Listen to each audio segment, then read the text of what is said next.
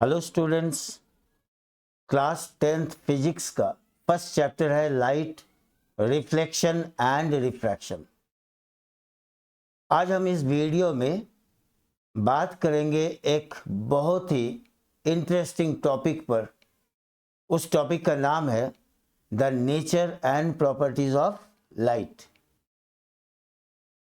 सिर्फ फॉर्मूलाज या लॉज नहीं, हम समझेंगे कि लाइट एक्चुअली होती क्या है। लाइट वेव है या पार्टिकल है। न्यूटन और हाइगन ने लाइट के बारे में क्या बताए थे,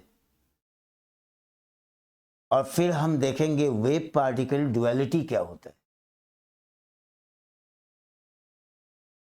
eight the end of the video हम एक बहुत ही common day to day life का एक्सपीरियंस डिस्कस करेंगे और एक इंटरेस्टिंग क्वेश्चन का आंसर तलाश करेंगे।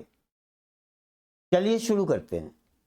सबसे पहले हम समझते हैं कि लाइट क्या है। तो लाइट एक इलेक्ट्रोमैग्नेटिक वेव है। आपने पढ़ा होगा वेव दो तरह के होते हैं, एक मैकेनिकल वेव और एक इलेक्ट्रोमैग्नेटिक वेव। मैकेनिकल वेव वो वेव है जिसे कोई मीडियम की जरूरत होती है फॉर देयर प्रोपागेशन, और इलेक्ट्रोमैग्नेटिक वेव ऐसा वेव है जो कि वैक्यूम के अंदर से भी ट्रेवल कर सकता है, मीडियम की जरूरत नहीं है। तो लाइट जो है, लाइट इलेक्ट्रोमैग्नेटिक वेव है। हमें पता है कि सन से लाइट अर्थ में पहुंचने में करीब अप्रॉक्सीमेटली 8 मिनट का टाइम लगता है। तो सन और अर्थ के बीच में तो कोई मीडियम है नहीं, वास्ट वैक्यूम है। तो उस वैक्यूम को क्रॉस करते हुए अर्थ सरफेस में लाइट पहुंच जाती है फ्रॉम सन। तो मतलब लाइट को ट्रेवल करने के लिए कोई मीडियम की जरूरत नहीं है। हाँ, मीडियम कोई ट्रांसपेरेंट मीडियम है तो लाइट कैन ट्रेवल। जैसे कि हमें पता है light can travel through air, light can travel through water. मतलब मीडियम है तो कोई दिक्कत नहीं, light can travel through glass also. सिर्फ ट्रांसपेरेंट होना चाहिए, otherwise light can travel through vacuum also. मतलब मीडियम की कोई जरूरत नहीं है। तो light is an electromagnetic wave and this light helps us to see things around us. अपने चारों तरफ जो ये कलरफुल ऑब्जेक्ट्स है, इन ऑब्जेक्ट से लाइट रिफ्लेक्ट करके in the form of electromagnetic wave they enter, those light enter into the eye. Eye का जो पीछे का जो स्क्रीन है उसको हम कहते हैं रेटिना। अब रेटिना सरफेस पर क्या होता है कि दो तरह के सेल्स होते हैं, नर्व सेल्स। एक है रॉड्स और एक है कोन्स। रॉड सेल्स के अंदर एक मॉलिक्यूल होता है, लाइट सेंसिटिव मॉलिक्यूल, जिसका नाम है रोडोप्सिन। और कोन सेल के अंदर लाइट सेंसिटिव मॉलिक्यूल्स हैं जिनको हम कहते हैं फोटोप्सिन। अब ये रोडोप्सिन और फोटोप्सिन इलेक्ट्रोमैग्नेटिक जो वेव है लाइट का, उसको इलेक्ट्रिक सिग्नल में कन्वर्ट करता है, और फिर वो सिग्नल, इलेक्ट्रिक सिग्नल ब्रेन में पहुंच जाता है, और जिस वजह से हम अपने चारों तरफ जो ऑब्जेक्ट्स है उनको देख पाते हैं। तो अब देखते हैं लाइट का डेफिनेशन क्या होना चाहिए। तो लाइट जो है ये एक इलेक्ट्रोमैग्नेटिक वेव है which helps us in seeing things around अस। अभी अभी हमने डिस्कस किया था। And it travels in the form of wave. यहाँ पर मैंने इसके जो भी डेफिनेशन है या इससे रिलेटेड जो प्रॉपर्टी हो मैंने लिख रखा है ताकि आप उसको प्रॉपरली नोट कर सको। Light being an electromagnetic wave, it travels along a straight line so long as the medium is uniform, isotropic, transparent for light। तो मीडियम ट्रांसपेरेंट होने चाहिए, वैसे मीडियम की ज़रूरत नहीं है, वैक्यूम के अंदर से भी जा सकता है, लेकिन अगर मीडियम है तो वो ट्रांसपेरेंट मीडियम होना चाहिए लाइट के लिए। वो यूनिफॉर्म होना चाहिए, यूनिफॉर्म मतलब हर जगह एक जैसा डेंसिटी हो। कहीं मीडियम का प्रॉपर्टी अगर चेंज हो जाए तो फिर वो स्ट्रेट पाथ में मूव नहीं कर पाएगा। तो ये बहुत ज़रूरी है कि मीडियम यूनिफॉर्म हो। आइसोट्रॉपिक मतलब किसी एक पॉइंट से मैं किसी भी डायरेक्शन में जाऊं, प्रॉपर्टी एक जैसा ही है, there is no change in property. कि ईस्ट में जाऊं तो प्रॉपर्टी चेंज हो जाएगा, वेस्ट में जाऊंगा तो प्रॉपर्टी अलग होगा, ऐसा नहीं है, हर डायरेक्शन में एक जैसा प्रॉपर्टी है, तो उसको कहते हैं आइसोट्रॉपिक। तो और ये जो स्ट्रेट पाथ में मूव करेगा, ये कब तक मूव करेगा? So long as there is no obstruction in the path of light. कोई ऑब्जेक्ट, ओपेक ऑब्जेक्ट बीच में आना नहीं चाहिए। तो ये इलेक्ट्रोमैग्नेटिक वेव है और ये किसी मीडियम के अंदर से स्ट्रेट पाथ में मूव करता है। Next, light can travel through vacuum also, ये भी हमने डिस्कस कर लिया already. Medium is not necessary. हाँ, यहाँ पर एक इम्पॉर्टेंट पॉइंट जो हमें नोट करना है कि इसका जो स्पीड है वैक्यूम के अंदर वो कितना होना चाहिए? 3 × 10⁸ मीटर पर सेकेंड, इतना स्पीड होना चाहिए लाइट के अंदर। इतना स्पीड होता है लाइट के अंदर वैक्यूम में। Now light falls under the category of transverse wave. एक तो हमने देखा कि इलेक्ट्रोमैग्नेटिक वेव है, और इलेक्ट्रोमैग्नेटिक वेव जितने भी होते हैं वो सारे के सारे ट्रांसवर्स वेव होते हैं, लॉन्गिट्यूडिनल नहीं, ट्रांसवर्स वेव। तो अब ट्रांसवर्स मतलब इसमें जो कोई भी वेव है उसमें कोई ना कोई ऑसिलेटिंग फैक्टर होता है। वो जो ऑसिलेटिंग फैक्टर है इलेक्ट्रोमैग्नेटिक वेव के लिए, क्या क्या ऑसिलेटिंग फैक्टर? एक इलेक्ट्रिक फील्ड और एक मैग्नेटिक फील्ड, ये दोनों ऑसिलेटिंग फैक्टर है। तो ये जो इलेक्ट्रिक फील्ड और मैग्नेटिक फील्ड जो ऑसिलेट करता है, फ्लक्चुएट करता है from a minimum value to maximum value, तो ये जो ऑसिलेशन है उसका डायरेक्शन, क्योंकि electric field magnetic field vector quantity है, उसका डायरेक्शन परपेंडिकुलर होता है इसके साथ, लाइट के प्रोपागेशन के साथ। आगे हम डायग्राम देखेंगे। अब इस डायग्राम में मैंने लाइट का प्रोपागेशन और इलेक्ट्रिक फील्ड और मैग्नेटिक फील्ड का ऑसिलेशन दिखाया है।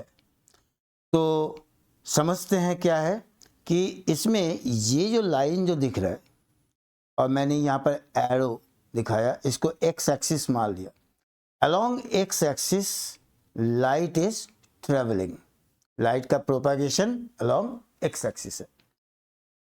अब देखो ये कुछ, ये जो blue colour, light blue colour में ये जो मैंने वेव्स दिखाया, ये वेव्स कौन से वेव्स हैं? ये इलेक्ट्रिक फील्ड को शो कर रहा है। इसका मतलब electric field is oscillating along this vertical plane. तो इसका जो वाइब्रेशन है, इसका जो ऑसिलेशन है वो वर्टिकल प्लेन में हो गया। और एट द सेम टाइम मैंने यहाँ पर रेड कलर में भी वेव्स को दिखाया। ये हॉरिजॉन्टल प्लेन में है, और ये किस चीज़ का वाइब्रेशन है? ये मैग्नेटिक फील्ड का वाइब्रेशन है। तो मैग्नेटिक फील्ड इज वाइब्रेटिंग। देखो ये जेड एक्सिस, हॉरिजॉन्टल प्लेन पर ये जेड एक्सिस है। तो मैग्नेटिक फील्ड, जिसको बी वेक्टर के सिंबल से लिखा जाता है, magnetic field is oscillating in horizontal plane, इस तरह से।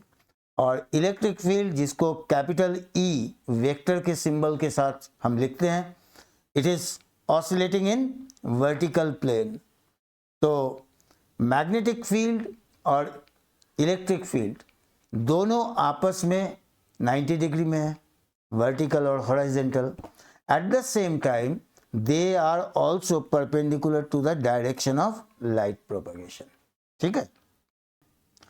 अब एक इंपॉर्टेंट क्वेश्चन होता है कि इलेक्ट्रोमैग्नेटिक वेव जो प्रोड्यूस होता है उसका मेन रीजन क्या है, कॉज क्या है? तो जो रूट कॉज है that is actually acceleration in a charged object. कोई भी चार्ज ऑब्जेक्ट, इलेक्ट्रॉन हो सकता है, प्रोटॉन हो सकता है, ठीक है, कोई आयन हो सकता है, कोई भी चार्ज ऑब्जेक्ट अगर एक्सिलरेट करता है, एक्सिलरेशन हमें पता है, क्लास 9th में हमने पढ़ा था कि अगर उसका वेलोसिटी इंक्रीज हो रहा है, डिक्रीज हो रहा है, या ड्यूरिंग मूवमेंट उसमें डायरेक्शन चेंज हो रहा है, तो हम कहेंगे कि वेलोसिटी चेंज हो रहा है।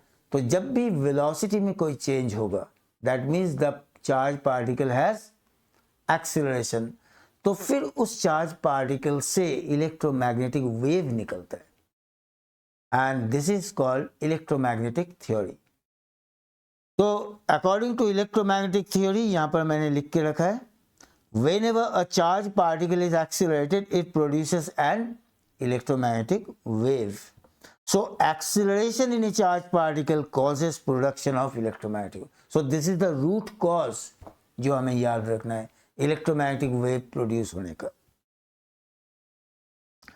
अब मान लो इलेक्ट्रोमैग्नेटिक वेव्स प्रोड्यूस हुआ, मतलब कुछ एनर्जी निकला, इलेक्ट्रोमैग्नेटिक एनर्जी। अब उस इलेक्ट्रोमैग्नेटिक एनर्जी, मान लो एनर्जी कितना है, कैपिटल E, तो जो वेव जो बनेंगे उसमें फ्रीक्वेंसी कितना होगा, उसके लिए हम इस फॉर्मूला को यूज करेंगे, E equals to H nu, where nu is the frequency, ये न्यू है, न्यू इज द फ्रीक्वेंसी, और H को कहते हैं प्लैंक्स कांस्टेंट। जब हायर क्लास में जाएंगे तो इसके बारे में और डिटेल में हम पढ़ेंगे, अभी तो सिर्फ इतना हमें समझना है कि जो एनर्जी E निकला, that energy becomes equal to H into nu. H एक कांस्टेंट है जिसको कहते हैं प्लैंक्स कांस्टेंट, उसका वैल्यू मैंने यहाँ पर लिख रखा है प्लैंक्स कांस्टेंट का, और न्यू इज द फ्रीक्वेंसी। मतलब अगर मुझे फ्रीक्वेंसी निकालना है तो मैं लिख सकता हूँ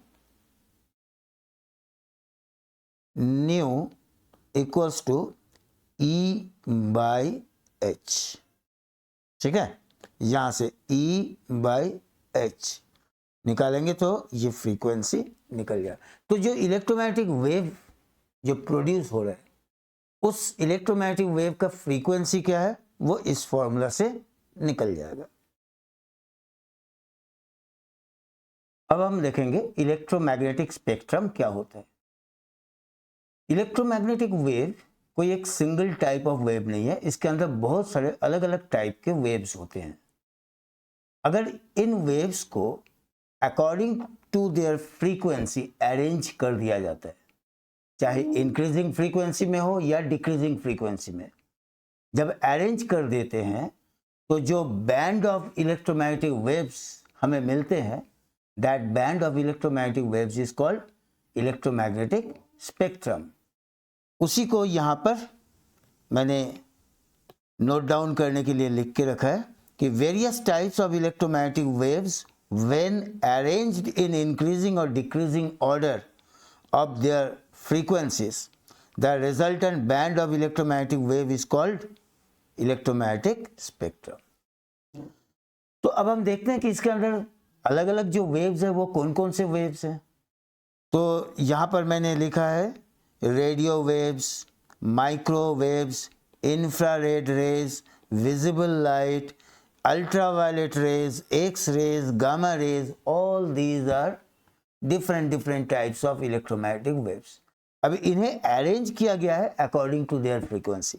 जैसे कि मैंने यहाँ डायग्राम में दिखा है, ऊपर से जैसे नीचे जाता हूँ तो फ्रीक्वेंसी इंक्रीजेस, मतलब गामा रेज का फ्रीक्वेंसी सबसे मैक्सिमम है और रेडियो वेव्स का फ्रीक्वेंसी सबसे मिनिमम है। इसी तरह से ऊपर से नीचे जाता हूँ तो वेवलेंथ का क्या होता है, फ्रीक्वेंसी में जो बिहेवियर दिखता है उसका उल्टा, फ्रीक्वेंसी इंक्रीज हो रहा है, ऊपर से नीचे आता हूँ तो ऊपर से नीचे जाऊंगा तो वेवलेंथ डिक्रीज होगा, ऑपोजिट इनवर्स रिलेशन में चलता है। तो ये अलग अलग तरह के इलेक्ट्रोमैग्नेटिक वेव्स हैं, इन्हें अरेंज कर दिया गया तो ये जो बैंड ऑफ इलेक्ट्रोमैग्नेटिक वेव्स है, this is called electromagnetic spectrum. आगे चलते हैं, नेक्स्ट हम देखते हैं visible light.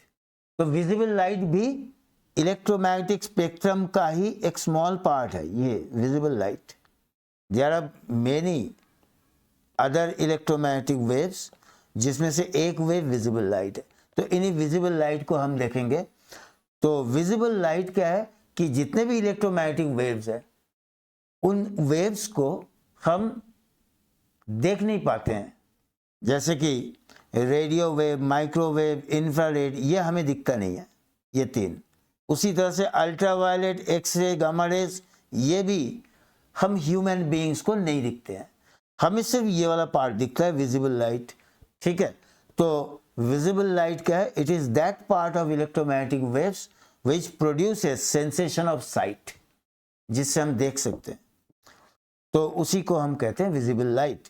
Now wavelength of visible light ranges from 400 nanometre to 700 nanometre. तो सबसे मिनिमम वेवलेंथ विजिबल लाइट के अंदर क्या है? 400 नैनोमीटर। और ये जो 400 नैनोमीटर है ये वायलेट कलर के लिए होता है, मिनिमम वेवलेंथ। और मैक्सिमम वेवलेंथ 700 नैनोमीटर, ये रेड कलर का जो लाइट है उसके लिए होता है। ठीक है, तो ये चीज़ हमें याद रखना है कि कहाँ से कहाँ, मिनिमम कितना वेवलेंथ है विजिबल लाइट का? 400 नैनोमीटर। मैक्सिमम वेवलेंथ क्या है विजिबल लाइट का? 700 नैनोमीटर। 400 नैनोमीटर कौन से कलर के लिए है? It is for violet colour. And 700 nanometre कौन से कलर के लिए होता है? रेड कलर के लिए। तो इससे हमें याद रखना है। Now one more thing we need to know, it is the value of nanometre, ये हमें पता होना चाहिए। तो इस हिसाब से अगर 400 नैनोमीटर को लिखूं तो नैनोमीटर का मतलब, नैनो का मतलब होता है 10⁻⁹। इसको अगर यहां पर मैं पुट कर दूं 400 इंटू 10⁻⁹ मीटर, तो फिर ये हो जाएगा 4 इंटू 10⁻⁷ मीटर। ठीक है, समझ में आ गया। इसी तरह से 700 नैनोमीटर को अगर मीटर में कन्वर्ट करना है तो हम क्या करेंगे? 7 इंटू 10⁻⁷ मीटर लिखेंगे। नाउ विजिबल लाइट, ये भी अलग अलग कलर्स के बैंड होते हैं, 7 डिफरेंट कलर्स हमें पता है, violet, indigo, blue, green, yellow, orange, red, ये तो हमें पता है। तो इसमें ये जो 7 कलर का जो बैंड है, इसे वेवलेंथ या फ्रीक्वेंसी के हिसाब से अगर अरेंज करते हैं तो उस बैंड ऑफ 7 कलर्स को हम कहते हैं स्पेक्ट्रम ऑफ विजिबल लाइट। इसमें मिनिमम वेवलेंथ होता है 400 नैनोमीटर वायलेट के लिए, और मैक्सिमम वेवलेंथ रेड कलर के लिए होता है 700 नैनोमीटर। अब हम चलेंगे एक इंटरेस्टिंग पार्ट की ओर। इसमें जैसे कि हेडिंग में दिख रहा है कि लाइट जो है, क्या ये वेव है या पार्टिकल है? ऐसा क्यों? क्योंकि कुछ लाइट के फिनोमिनन ऐसे होते हैं जहां पर लाइट का पार्टिकल नेचर हमें दिखता है, जैसे फोटो इलेक्ट्रिक इफेक्ट। कोई सब्सटेंस है, उस पर लाइट हमने इम्पिंज किया, लाइट स्ट्राइक करने के बाद उस सब्सटेंस, उस मेटल सरफेस से जो है इलेक्ट्रॉन्स निकल रहा है, इलेक्ट्रॉन जंप करके निकल रहा है। तो ये पार्टिकल नेचर, एक पार्टिकल आके स्ट्राइक किया तो इलेक्ट्रॉन भी एक पार्टिकल है, वो जंप करके बाहर निकल गया। इसी तरह से कॉम्पटन इफेक्ट, फिर हम लोग हायर क्लास में पढ़ेंगे एमिशन और एब्जॉर्प्शन इन एटम। तो ये जो फिनोमिनन है ये पार्टिकल नेचर को डिस्प्ले करता है। इसी तरह से कई ऐसे ऑप्टिकल फिनोमिनन है जो वेव नेचर को अगर मानते हैं तभी एक्सप्लेन हो पाता है, जैसे कि reflection, refraction, interference, diffraction, polarisation. ये जो लाइट के कई ऐसे फिनोमिनन है, ये वेव नेचर को सपोर्ट करता है। तो अब इसको समझने के लिए अब हमें थोड़ा सा हिस्ट्री में जाना चाहिए। न्यूटन के टाइम में एक अनदर कंटेम्पोररी साइंटिस्ट थे जिनका नाम था हाइगन। तो न्यूटन और हाइगन दोनों का लाइट के बारे में जो थ्योरी था वो अलग अलग थ्योरी था। न्यूटन मानते थे कि light is a stream of particles. In particles का नाम उन्होंने दिए थे कॉर्पसल्स। मतलब इसको इसलिए कहा जाता है कर्पस्क्यूलर थ्योरी। और हाइगन ने ये माने थे कि लाइट कोई पार्टिकल का स्ट्रीम नहीं है, light is actually wave, it travels in the form of wave. तो न्यूटन का जो कर्पस्क्यूलर थ्योरी है, it was able to explain few optical phenomena, जैसे रिफ्लेक्शन को पार्शियली एक्सप्लेन करता है, आइंस्टाइन्स फोटो इलेक्ट्रिक इफेक्ट और कॉम्पटन इफेक्ट। और Huygens wave theory can explain reflection, refraction, interference, diffraction, polarisation, जो मैं ऑलरेडी डिस्कस कर चुका हूं। अब हाइगन का थ्योरी जो है, बहुत सारे फिनोमिना तो एक्सप्लेन होता है, लेकिन उनके थ्योरी का जो मेन जो ड्रॉबैक था वो ये था कि हाइगन ने ये एक्सप्लेन नहीं कर पाए थे कि सन से अर्थ तक लाइट कैसे ट्रेवल करके आया, क्योंकि बीच में क्या है, वैक्यूम है। और न्यूटन और हाइगन के टाइम में किसी को ये पता नहीं था कि इलेक्ट्रोमैग्नेटिक वेव भी पॉसिबल है। सब यही मानते थे कि कोई भी वेव मतलब वो मैकेनिकल वेव, मतलब अगर कोई वेव हम डिस्कस करें तो उसमें एक मीडियम का होना बहुत जरूरी है। मीडियम के बिना वेव एक जगह से दूसरी जगह नहीं जा सकते। तो अगर ऐसा है तो सन से लाइट अर्थ तक कैसे पहुंचा थ्रू वैक्यूम? तो इसका आंसर हाइगन ने दे नहीं पाया था, क्योंकि इलेक्ट्रोमैग्नेटिक वेव के बारे में किसी को पता ही नहीं था। तो एक तो ये रीजन है। दूसरा है कि जो साइंटिफिक सोसाइटी उनके टाइम में, न्यूटन और हाइगन के टाइम में, तो the scientific society was more और less dominated by the ideas of Newton, क्योंकि न्यूटन का बहुत सारा कंट्रीब्यूशन था फिजिक्स के अंदर। तो इसलिए ज़्यादातर लोग जो है न्यूटन को सपोर्ट करते थे, उनका जो आइडिया है उन्हीं आइडियाज़ को सही मान लेते थे। तो इसलिए भी हाइगन का जो ये वेव थ्योरी था ये उतना पॉपुलर हो नहीं पाया और धीरे धीरे वो डिस्कार्ड हो गया। अब मैक्सवेल, एक साइंटिस्ट, मैथमेटिशियन, उन्होंने 4 इक्वेशन दिए थे, मैथमेटिकल इक्वेशन। उन्हीं 4 इक्वेशंस को कहा जाता है मैक्सवेल्स इक्वेशन। तो उन मैक्सवेल्स इक्वेशन से हमें पता चलता है एग्जिस्टेंस ऑफ इलेक्ट्रोमैग्नेटिक वेव का। और मैक्सवेल का जो थ्योरी था उससे ये पता चला कि ये जो इलेक्ट्रोमैग्नेटिक वेव है उसके लिए किसी मीडियम की ज़रूरत नहीं है, और वो वैक्यूम के अंदर से 3 × 10⁸ मीटर पर सेकेंड की स्पीड से वो ट्रेवल कर सकता है। तो यहाँ पर सबसे पहले हाइगन का जो प्रॉब्लम था कि उन्होंने एक्सप्लेन नहीं कर पाए थे कि वैक्यूम के अंदर से लाइट कैसे ट्रेवल कर रहा है, तो उसके लिए थोड़ा सा क्लू मिलता है कि अगर लाइट इलेक्ट्रोमैग्नेटिक वेव है तो ये वैक्यूम के अंदर से जा सकता है। और सरप्राइजिंगली जो स्पीड है, लाइट का स्पीड, और जो थ्योरी, मैक्सवेल्स थ्योरी से जो लाइट का स्पीड आता है, वो दोनों एक जैसा है, 3 × 10⁸ मीटर पर सेकेंड। बहुत क्लोजली वो दोनों आपस में मैच करता है। इसके बाद अनदर साइंटिस्ट प्लैंक ने 1900, इन द ईयर 1900 उन्होंने बताए थे, उनका क्वांटम थ्योरी आया।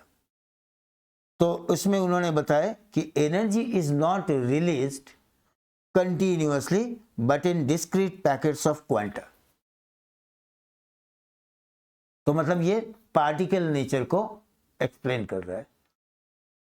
तो this theory suggest the particle nature of light. ठीक है। अब इसके बाद जो है 1905, इन द ईयर 1905 आइंस्टाइंस का फोटो इलेक्ट्रिक इफेक्ट का जो एक्सपेरिमेंट था वो आ गया। तो फोटो इलेक्ट्रिक इफेक्ट जब कंफर्म हो गया, तो जब फोटो इलेक्ट्रिक इफेक्ट डिस्कवर हुआ तो फिर पार्टिकल नेचर कंफर्म हो गया। तो मैक्सवेल्स के थ्योरी से हाइगन का वेव नेचर कंफर्म हुआ था, और प्लैंक्स का क्वांटम थ्योरी, उससे पार्टिकल नेचर एस्टेब्लिश होता है। इसके बाद और भी जो कॉम्पटन इफेक्ट है वो भी पार्टिकल नेचर को ही दिखाता है। एंड इसके बाद 1924 उसमें डी ब्रोगली, अनदर साइंटिस्ट, उन्होंने ये बताया कि जैसे लाइट के अंदर ये कहा जा रहा है कि पार्टिकल नेचर है प्लैंक्स क्वांटम थ्योरी से, उन्होंने बताया कि पार्टिकल जैसे इलेक्ट्रॉन का वेव नेचर भी होता है। मतलब पार्टिकल का वेव नेचर और वेव का पार्टिकल नेचर, ये दोनों ही पॉसिबल है। इसलिए फाइनली हम आज क्या मानते हैं कि light has wave particle duality, मतलब दोनों ही प्रॉपर्टी है।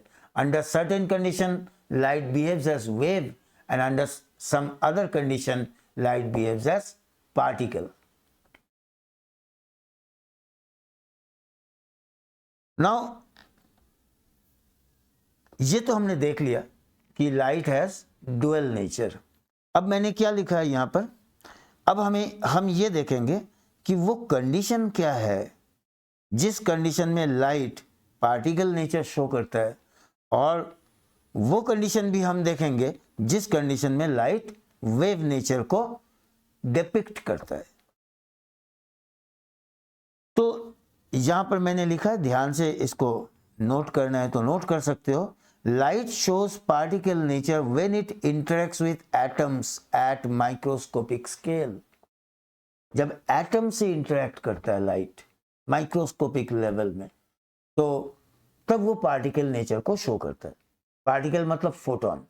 तो ये जो फोटोन के अंदर जो एनर्जी है, ठीक है ना, वो एनर्जी अगर जिस एटम के साथ इंटरेक्ट किया, उस एटम का जो इलेक्ट्रॉन का जो एनर्जी लेवल है, उसके बीच में जो एनर्जी गैप है, अगर उस एनर्जी गैप के साथ फोटोन का एनर्जी मैच करता है, तो वहां पर वो पार्टिकल नेचर को शो करता है। ये सब चीज हम हायर क्लास में और डिटेल में पढ़ेंगे। तो पार्टिकल नेचर कब शो करता है? जब लाइट माइक्रोस्कोपिक स्केल पर एटम के साथ इंटरेक्ट करता है, तब पार्टिकल नेचर हमें दिखता है। और वेव नेचर कब दिखेगा, इसके बाद मैंने यहां पर डिस्कस किया है। Light shows wave nature. अब वेव नेचर मतलब बेंडिंग ऑफ लाइट या स्प्रेडिंग ऑफ लाइट। तो ये जो वेव नेचर कब शो करता है? When light strikes N obstacle, जिस ऑब्स्टेकल का साइज लाइट के वेवलेंथ के साथ कंपेरेबल हो। तो अगर लाइट का जो वेवलेंथ और लाइट के रास्ते में जो ऑब्स्टेकल है, उस ऑब्स्टेकल का जो साइज है, लेंथ, ब्रेथ, हाइट, ये दोनों अगर कंपेरेबल हो जाता है, तो वहां पर लाइट अपना वेव नेचर को दिखाता है। डिफ्रैक्शन होता है। डिफ्रैक्शन का मतलब bending of light around the corners. लेकिन लाइट के रास्ते में अगर कोई ऐसा ऑब्जेक्ट आ गया जिसका साइज लाइट के वेवलेंथ से बहुत ज्यादा लार्ज है, उस केस में फिर लाइट का अराउंड द कॉर्नर बेंडिंग नहीं होता है। ठीक है, वहां पर शैडो फॉर्म हो जाता है। कोई बीच में ओपेक ऑब्जेक्ट आ गया तो ओपेक ऑब्जेक्ट का शैडो फॉर्म हो जाएगा, बेंड होके लाइट दूसरी साइड में नहीं जाएगा। तो ये था लाइट के बारे में, वेव एंड पार्टिकल का जो नेचर है उसके बारे में डिस्कशन। अब हम डे टू डे लाइफ का एक एक्सपीरियंस को यहाँ पर डिस्कस करेंगे। जैसे कि इस डायग्राम में दिख रहा है कि this is a wall and this is another wall, और इसके बीच में एंगल कितना है? 90 डिग्री है। तो दिस इज द एज और कॉर्नर, हम ऐसे बोल सकते हैं। तो इस वाली दीवार के साइड में एक रेडियो रखा हुआ है और इस वाले दीवार के इधर कोई लिसनर खड़ा हुआ है। Now the listener cannot see the radio directly, क्योंकि उसका जो व्यू है वो ऑब्स्ट्रैक्ट होता है। लेकिन जब ये radio, when the radio is being played here, the sound wave ऐसे यहाँ से ये साउंड वेव ट्रेवल करके यहाँ पहुँचने के बाद इस कॉर्नर के थ्रू ये बेंड होके इधर चला जाता है। देखो ये जो वेव का जो डायरेक्शन मैंने यहाँ पर अलग दिखाया, मतलब यहाँ पर ये साउंड ऐसे आने के बाद ऐसे बेंड होके ईयर तक पहुँच रहा है लिसनर के। तो the listener can listen the sound though he cannot see the radio. लेकिन सेम वही दोनों वॉल है, यहाँ पर रेडियो की जगह पर एक बॉक्स रखा हुआ है और यहाँ पर ये पर्सन खड़ा है। Now this person plays the role of an observer. चूंकि इसके डायरेक्ट व्यू में ये बॉक्स नहीं है तो ये इस बॉक्स को ये देख नहीं सकता है, जबकि इस बॉक्स से लाइट वेव निकल रहा है। लेकिन light wave around the corner of this wall ये बेंड होके यहाँ नहीं आता है, इट ट्रेवल्स स्ट्रेट, ये सीधा इधर चला गया। तो इसको ये जो लाइट वेव है वो इसके आई में एंटर नहीं करता है, तो इस ऑब्जर्वर को ये बॉक्स यहाँ से दिखता नहीं है। ठीक है, तो ये फिनोमिनन तो समझ में आ गया। तो अब ऐसा क्यों होता है? ऐसा इसलिए होता है कि लाइट का जो वेव है उस वेव का जो वेवलेंथ है वो बहुत ही स्मॉल है। जैसे कि हमें पता है वेवलेंथ कितना होता है, मैंने अभी लिखा था 4 × 10⁻⁻7 मीटर से लेकर 7 × 10⁻⁻7 मीटर तक लाइट का वेवलेंथ होता है। तो ये वेवलेंथ बहुत ही स्मॉल है। बहुत स्मॉल होने की वजह से, और ये जो ऑब्स्टेकल है, ये जो वॉल है, वॉल का साइज बहुत ज़्यादा है। तो जब वॉल का साइज मतलब ऑब्स्टेकल का साइज वेव का जो वेवलेंथ है उस वेवलेंथ से बहुत ही ज़्यादा लार्ज हो तो वहाँ पर लाइट बेंड नहीं करता है। यू कैन सी, मैंने यहाँ पर लिखा था कि when the size of obstacle is very very greater than the wavelength of light, then light does not bend or spread around the corner of obstacle. In such case, diffraction or interference is not seen. तो यहाँ पर ये जो wavelength of light है, it is much much smaller than the size of the obstacle. इसलिए light का bending यहाँ दिख नहीं रहा है।